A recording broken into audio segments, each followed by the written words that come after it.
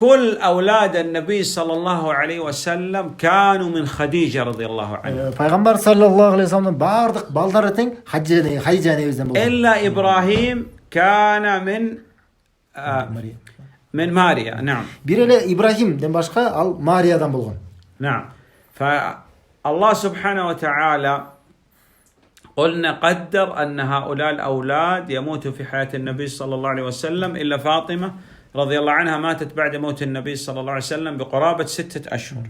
Ошондо эле Аллах Тааланын каалоосу менен бардык пайгамбар саллаллаху алейхи вассаламдын балдары пайгамбар тирүү кезинде кайтыш болгон. Бир эле Фатима радиаллаху анха ал деген пайгамбар саллаллаху алейхи вассалам каза болгондон кийин бир болжол менен бир жарым жыл 6 ай өткөндөн кийин анан каза болгон.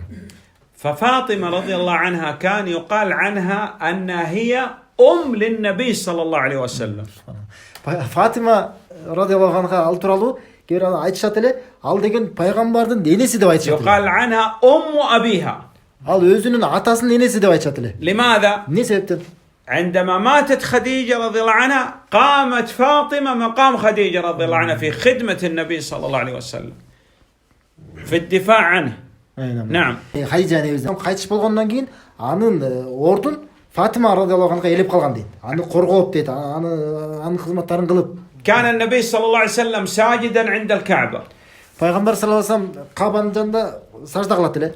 فوضع على النبي صلى الله عليه وسلم وهو ساجد سل الجزور يعني البعير عندما يذبح هذا الكرشة وكذا وضعوها فوق النبي صلى الله عليه وسلم. Жана ошо Меккенин жанында саждада турган кезинде ага келип туруп капырлар келип төөнүн ичегилерин, иче карындарын анын үстүнө таштап салышкан эле. فجاءت فاطمة أزالت هذا وأخذت تتكلم على الكفار رضي الله عنها. Жана Фатима радиаллаху анха келип ошонун баарын үстүнөн алып жана ал капырларда мушриктер менен уруш баштаган, аларга сүйлөп баштаган эле. عندما مات النبي صلى الله عليه وسلم Качан пайгамбар саллаллаху алейхи вассалам кайтыш болгондон кийин والصحابة دفنوا النبي صلى الله عليه وسلم. жана сахабалар пайгамбарды саллаллаху алейхи вассалам аны көмгөн соң فاطمة رضي الله عنها قالت للصحابة كيف طابت أنفسكم بأن تحثوا التراب على النبي صلى الله عليه وسلم. يقول كيف وضعتم التراب على النبي صلى الله عليه وسلم. анда Фатима радиаллаху анха айткан эле, сахабаларга айткан дейт. Кантип ушул силердин мындайча айткан дитиңер бар дейт. Кантип ушул пайгамбардын үстүнө кантип топурак таштадыңар деп айткан дейт. ولهذا حزنت حزنا شديدا بعد موت النبي صلى الله عليه وسلم وماتت ما استطاعت أن تبقى في الدنيا سبحان الله.